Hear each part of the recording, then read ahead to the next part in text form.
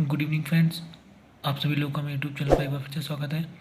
Last video में हम लोगों ने मोशन अबाउट फिक्स एक्सिस के ऊपर बेस्ड 2 एग्जांपल को सॉल्व कर लिया था। आज हम लोग एग्जांपल नंबर 3 सॉल्व करने वाले हैं। तो देखते हैं क्या कह रहा है। So that the time of a complete small oscillation of a compound pendulum is t is equal to 2 pi √k² upon hg। यानी कि एक कंपाउंड पेंडुलम को एक ऑसिलेशन कंप्लीट करने में जो टाइम लगेगा वो इतना होगा, ये हमको प्रूव करना है। यहाँ पर k की वैल्यू कितनी है, रेडियस ऑफ जायरेशन, और h कितना है, height of C of the body from the fixed axis.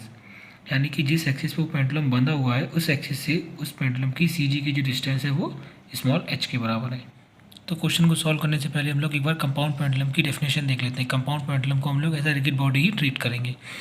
सो क्या है कंपाउंड पेंडुलम?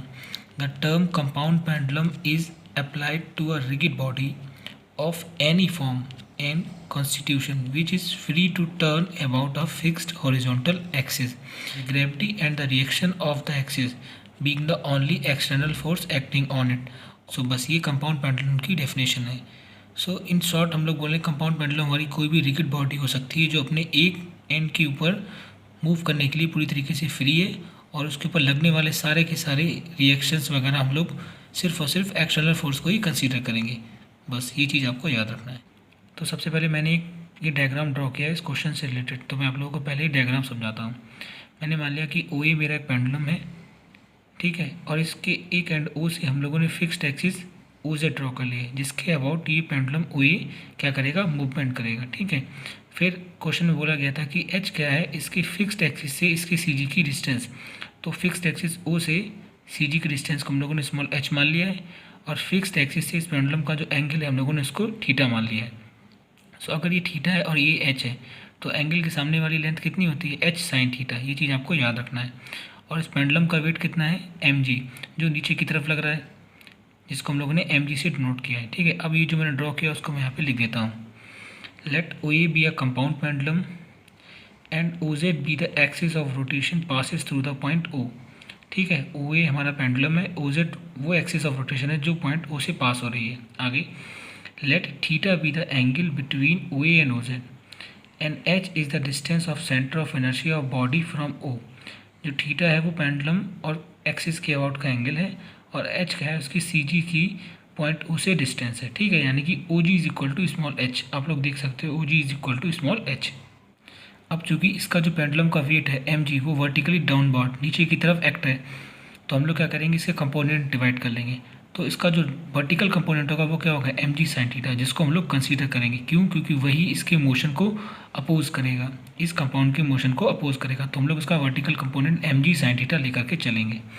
सो मैंने वही लिखा है। Now weight of C P, C P यानी कि कंपाउंड पेंडुलम, और वेट कितना है, M G, acting vertically through G, जो जी के थ्रू नीचे वर्टिकल लग रहा है, ठीक है। So we take the vertical component M G sine theta. तो एम जी का वर्टिकल कंपोनेंट क्या होगा, एम जी साइन थीटा। ये तो उसका वर्टिकल कंपोनेंट है। अब इस वर्टिकल कंपोनेंट का ओ जेड के अबाउट मोशन क्या होगा, then external force about O Z. तो ओ जेड के अबाउट एक्सटर्नल फोर्स क्या होगा, एम जी साइन थीटा तो होगा ही होगा, बट उसमें उस डिस्टेंस का मल्टीप्लाई हो जाएगा जो उस एक्सिस से है। तो भाई इस एक्सिस से डिस्टेंस कितनी है, स्मॉल एच की तो बराबर है, तो इसमें स्मॉल एच का हम लोगों ने मल्टीप्लाई कर दिया। Now moment about the axis of rotation through O, यानी कि ओ से जाने वाली एक्सिस के अबाउट मोमेंट क्या होगा, M K square D two theta upon D T square is equal to external force. So यहाँ पे एक्सटर्नल फोर्स कितना था, M G H sine theta. So मैंने M G H sine theta रख दिया है। अब यहाँ पे नेगेटिव साइन क्यों आया, क्योंकि जो M G H sine theta है वो उसके पेंडुलम की मोशन को अपोज कर रहा है, यानी कि उसके अपोजिट डायरेक्शन में लग रहा है, तो इसलिए यहाँ पे नेगेटिव साइन आया है। मैंने यहाँ पे लिख दिया है negative sign taken because tendency of M G is to decrease theta, यानी कि जो उसका वेट है वो थीटा को कम करने का प्रयास कर रहा है कि भाई थीटा आपका इधर की तरफ जाएगा तो बढ़ेगा, बट जो वेट है वो इधर की तरफ लग रहा है, यानी कि थीटा को कम करेगा। इस वजह से हम लोग यहाँ पे नेगेटिव साइन लेंगे, ये चीज़ याद रखना है।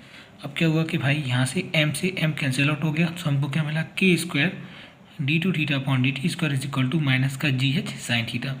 Now since theta is very small, अब चूंकि थीटा बहुत ज़्यादा स्मॉल है, so sine theta tends to theta. अब चूंकि थीटा बहुत ज़्यादा छोटा है तो हम लोगों ने साइन थीटा को थीटा की जगह पे रिप्लेस कर देंगे।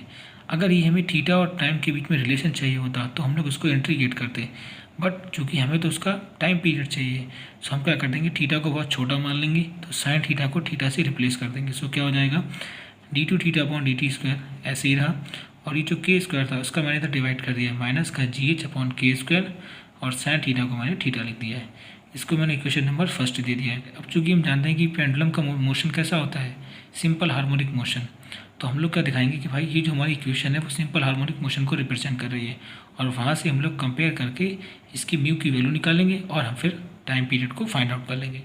Since equation of motion of simple harmonic motion, simple harmonic motion की इक्वेशन क्या होती है, d2x upon dt square is equal to minus का म्यू एक्स।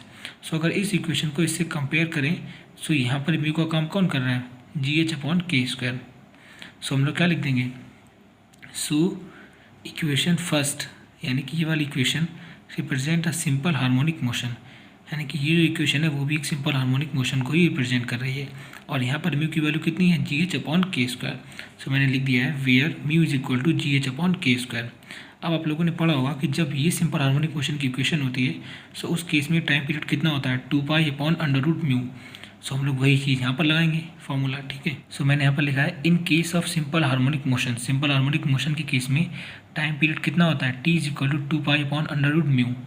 अब चूंकि यहाँ पर हमारा जो पेंडुलम है वो भी सिंपल हार्मोनिक मोशन कर रहा है, सो हम लोग यहाँ पर टाइम पीरियड के लिए ये वाला फॉर्मूला लगाएंगे। सो क्या हो जाएगा, so time taken by pendulum OG to complete one oscillation. So pendulum OG द्वारा एक ऑसिलेशन कंप्लीट करने में कितना टाइम लगेगा, और एक ऑसिलेशन में कंप्लीट करने में जो टाइम लगता है उसको हम लोग टाइम पीरियड बोलते हैं। तो time period is equal to 2 pi upon under root mu. अब म्यू हमारा कितना था, GH अपॉन के स्क्वायर, तो मैंने GH अपॉन के स्क्वायर रख दिया। ये रिवर्स हो जाएगा तो क्या हो जाएगा, t is equal to 2 pi under root K square upon GH। यही हमको प्रूफ करना था, ठीक है।